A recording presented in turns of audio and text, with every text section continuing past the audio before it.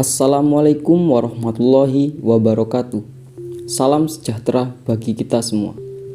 Kami dari kelompok Insinyur Soekarno dengan anggota yang pertama Muhammad Zainul Umam dengan NIM 210 210 30 20 65. Yang kedua Maya Dwi Maulidia dengan NIM 210 210 30 20 66. Yang ketiga Kristina Dwi Andriana dengan NIM 210 210 30 20 74. Yang keempat Muhammad Alif Rizky Maulana dengan NIM 210 210 30 20 75. Yang kelima Audinda Nurul Istiqlaliyah Ainul Izzah dengan NIM 210 210 30 20 76.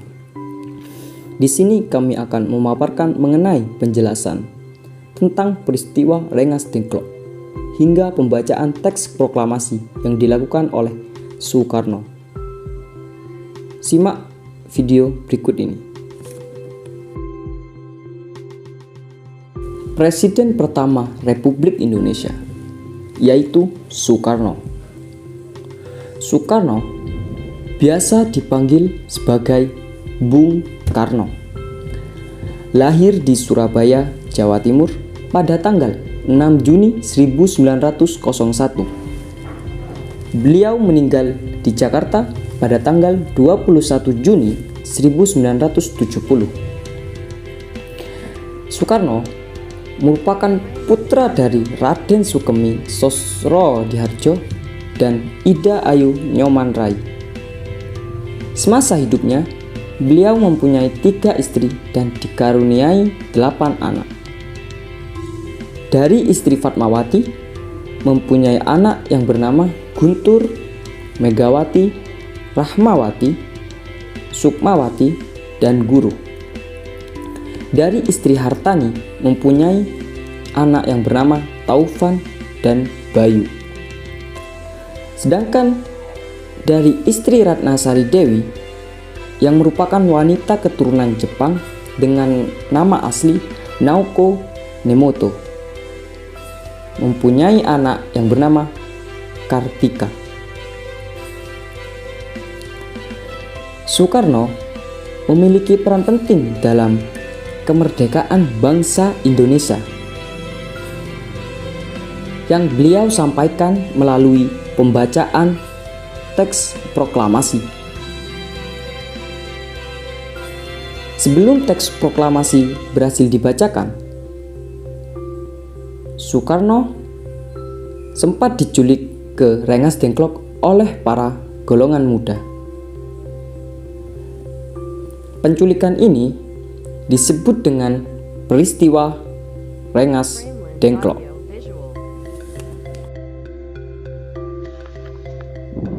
Peristiwa Rengas Dengklok merupakan peristiwa penculikan Soekarno dan Muhammad Hatta yang terjadi sehari sebelum kemerdekaan Indonesia diproklamasikan. Peristiwa ini mempunyai keterkaitan dengan proklamasi kemerdekaan Indonesia pada 17 Agustus 1945. Latar belakang terjadinya peristiwa Rengas Dengklok karena adanya perbedaan pendapat golongan muda serta golongan tua terkait proklamasi kemerdekaan. Ketika itu, golongan muda menginginkan Soekarno dan Hatta untuk segera memproklamirkan kemerdekaan Indonesia lantaran Jepang telah menyerah kepada sekutu. Namun, golongan tua menentangnya. Hal ini karena masih mempertimbangkan banyak hal seperti keamanan. Tak sabar, golongan muda seperti Hairul Saleh, Soekarni, dan Wikana bersama Sudanko Singgih dan pemuda lain memutuskan untuk mengamankan Soekarno dan Hatta ke Rengas Dengklok dengan alasan menjauhkan dari pengaruh Jepang.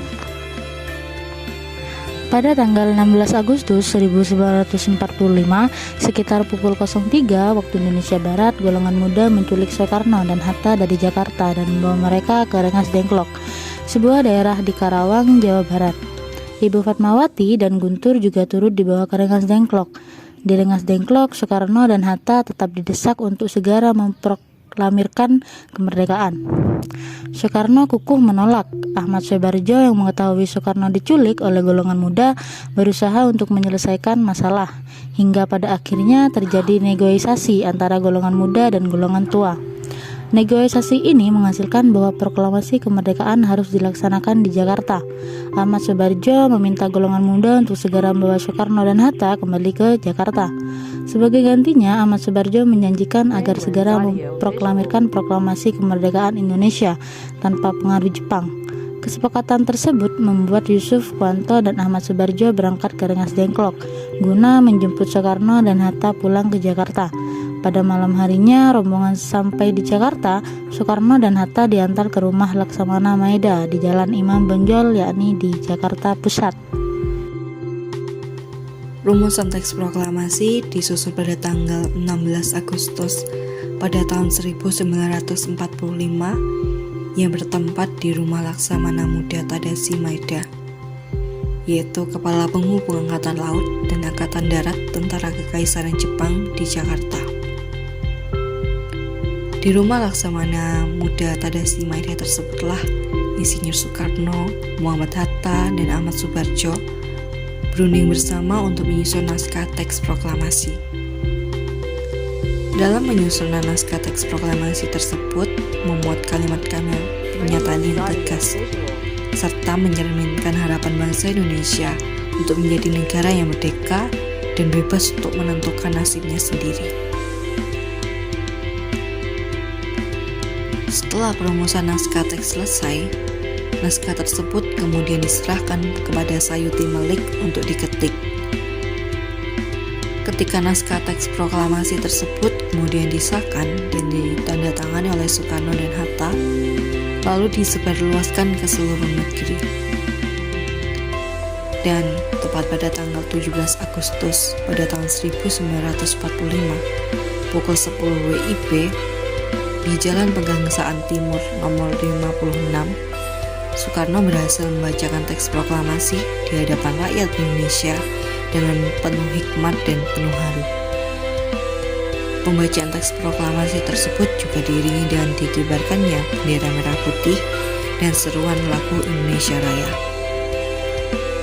Dari peristiwa inilah Indonesia resmi dan sah menjadi negara yang merdeka dan berdaulat, serta perjuangan panjang Soekarno bersama tokoh pendiri bangsa lainnya tidak sia-sia untuk membuat Indonesia merdeka dari penjajahan.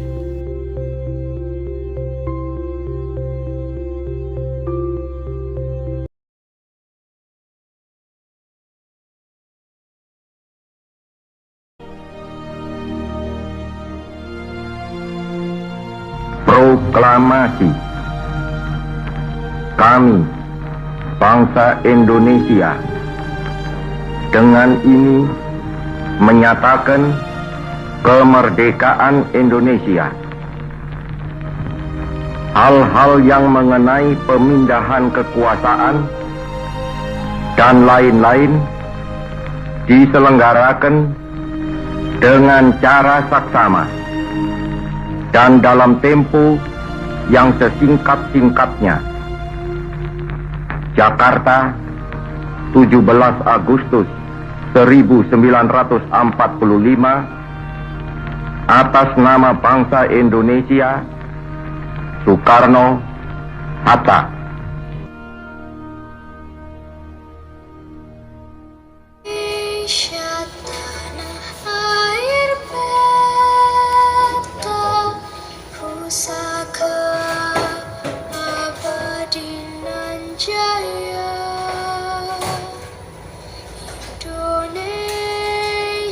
Sejak dulu kala tetap di